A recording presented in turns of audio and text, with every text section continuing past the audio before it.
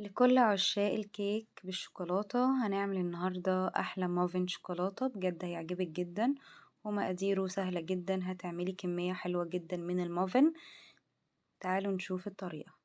المقادير بتاعتنا 2 كوباية من الدقيق، تلت كوب كاكاو خام، كوباية وربع لبن، بس هو المفروض يبقى رايب فأنا حطيت عليها 2 معلقة خل عشان يبقى رايب يعني، بيضاية وفانيليا، كوب الا ربع شوكليت شيبس، اي نوع شوكولاتة بتاخديه وبتكسريه لقطع صغيرة، ونص كوب سكر حبيبات، 6 معالق زبدة على زيت يعني ممكن تبقى 3 و3 مثلا، معلقة كبيرة من البيكنج باودر، ومعلقة صغيرة ملح، ومعلقة صغيرة بيكنج صودا. هنحط كل المكونات على بعض، كل المكونات الجافة على بعضها، البيكنج باودر والملح والبيكنج صودا ومعاهم السكر كمان، وهقلبهم مع بعض واسيبهم. طبعا انا نخلة دقيق والبيكنج والكاكاو عشان خاطر الكاكاو بيبقى فيه كتل، لازم طبعا ننخل كل الكلام ده عشان نتجنب اي تكتلات معانا في الكيك. هعمل بقى هسيح الزبدة مع الشوكولاتة في حمام مائي، فجبت كوباية كده من المية المغلية في طبق، وهحط الزبدة مع الشوكولاتة واسيبهم لغاية اما يدوبوا، بقلبهم طبعا عشان خاطر كله يسيح مع بعض، بيكون بالشكل الحلو ده. تمام.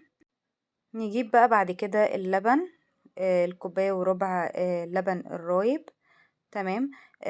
طبعا كوباية وربع لبن، وحطيت عليهم معلقتين من الخل عشان يعمل زي الرايب كده شوية. تمام. هحط البيضة والفانيليا وهضربهم مع بعض كده بالمعلقة او الشوكة لغاية اما يدوبوا مع بعض كويس جدا، هيبقى بالشكل ده. فهنزل بقى بعد كده على المكونات الجافة، هحط بقى اللبن مع البيضة كده اللي ضربتهم، وهنحط بعد كده كمان الشوكولاتة مع الزبدة، وهقلب كله لغاية اما يبقى القوام معايا تقيل كده، هنلاقيه متماسك قوي معانا. بيكون الخليط اتقل بكتير من قوام خليط اي نوع كيك احنا بنعمله، عشان خاطر ما تزوديش يعني عن اللازم. بعد كده كان عندي شوكليت شيبس كده زيادة، دي من عندي، ممكن ما تحطيهاش براحتك جدا يعني، ده اختياري عشان خاطر بس يبقى فيه قطع شوكولاتة كده في الكيك. طبعا بكون مشغلة الفرن بقى على درجة حرارة 200، طبعا على رف اوسط، بتاخد من 20 ل25 دقيقة.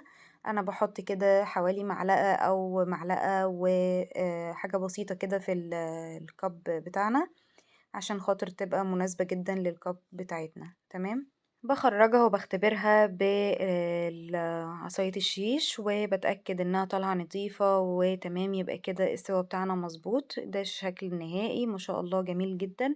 عملت كمان منها جزء حطيت على الوش شوكليت شيبس، ادت شكل حلو جدا، والطعم طبعا ولا اروع من كده. جربيه وبجد الوصفة دي هتعجبك جدا، ودي انجح طريقة للمافين كيك، بجد تحفة جدا. يا ريت بقى لو عجبك الفيديو ما تنسنيش في اللايك والاشتراك في القناة على اليوتيوب وصفة هدير سعد، لو لسه ما اشتركتيش اشتركي وفعلي الجرس عشان يوصلك كل جديد. ولو على الفيسبوك يا ريت تعملوا شير للفيديو او تعلقوا بحرف واحد عشان توصل لاكبر عدد من المتابعين. بصوا الجمال ما شاء الله، من جوه حلوة جدا، جميلة جدا. يا ريت تجربيها وتقولي رأيك فيها. شكرا جدا ليكم، والسلام عليكم ورحمة الله وبركاته.